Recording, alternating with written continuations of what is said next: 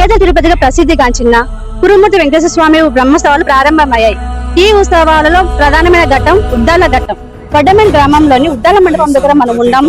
ఈ ఉద్దాల విశిష్టత ఏంటి, ఉద్దాలకు సంబంధించి వారి వంశస్థులని మరియు గ్రామస్తులను అడిగి మరిన్ని వివరాలు తెలుసుకునే ప్రయత్నం చేద్దాం. నా పేరు శ్రావణ్ కుమార్. మా చిన్న వడ్డమేల్ గ్రామం.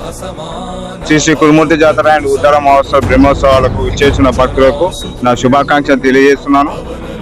సాక్షాత్ వెంకటేశ్వర స్వామి రూపం కలిగినటువంటి శ్రీ కురుమూర్తి స్వామికి దాదాపు ఒక 600-700 సంవత్సరాల క్రితం నుంచి, కొన్ని వందల సంవత్సరాల క్రితం నుంచి మా తాతలు ముత్తాతలు పెద్దలు స్వామివారి పాదరక్షలు తయారు చేస్తున్నారు.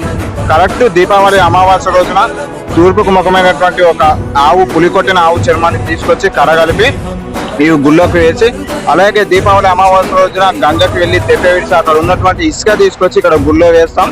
ఆ ఇసుక పైన స్వామివారి యొక్క పాదముద్దలు అక్కడ పెట్టిపోతారు. అలాగే ఈ ఉద్దాల తయారు చేయడానికి పూర్తి సామాగ్రి మొత్తం మన కర్నూలు నుంచి కానీ, మన హైదరాబాద్ నుంచి కానీ, ఈ చుట్టుపక్కల పల్లె ప్రాంతాల నుంచి, పట్టణాల నుంచి స్వామివారికి కావాల్సిన పూర్తి సామాగ్రిని ఇక్కడ తీసుకొస్తాము.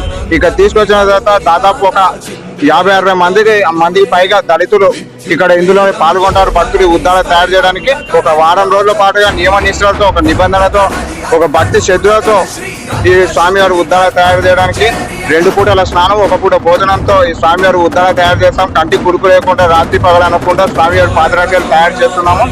కరెక్ట్గా ఒక వారం రోజులుగా ఉద్దాల తయారు చేసిన వెంటనే ఈ రోజు సప్తమి రోజున అనే రోజు, ఈ రోజు 2 గంటలకు దాదాపు ఒక 2 గంటలకు 3 గంటలకన్నా మన పొలమా నుంచి చాట వస్తుంది. ఆ చాట వచ్చిన వెంటనే ఇక్కడ నుంచి స్వామివారి ఉద్దాలు అనేది చాటలోకి తీసుకెళ్ళి పెట్టి అక్కడ నుంచి ఇక్కడ మన కురుమూర్తి గట్టుకి చేరుస్తాము. ఆ గట్టుకు చేర్చే లోపే ముందుగానే మన తిల్లపురం గ్రామం వరకు తీసుకెళ్తాం. ఆ తిల్లపురం గ్రామంలో స్వామివారికి ఒక రథం అనేది ఏర్పాటు చేస్తుంది.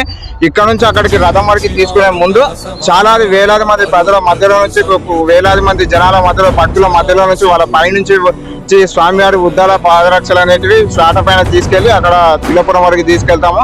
అక్కడ రథం పై నుంచి స్వామివారి ఉద్దాల పాదరక్షలు దాని నుంచి అంగరంగ వైభవంగా ఒక యాత్రలాగా గట్టుకు చేరుస్తాము.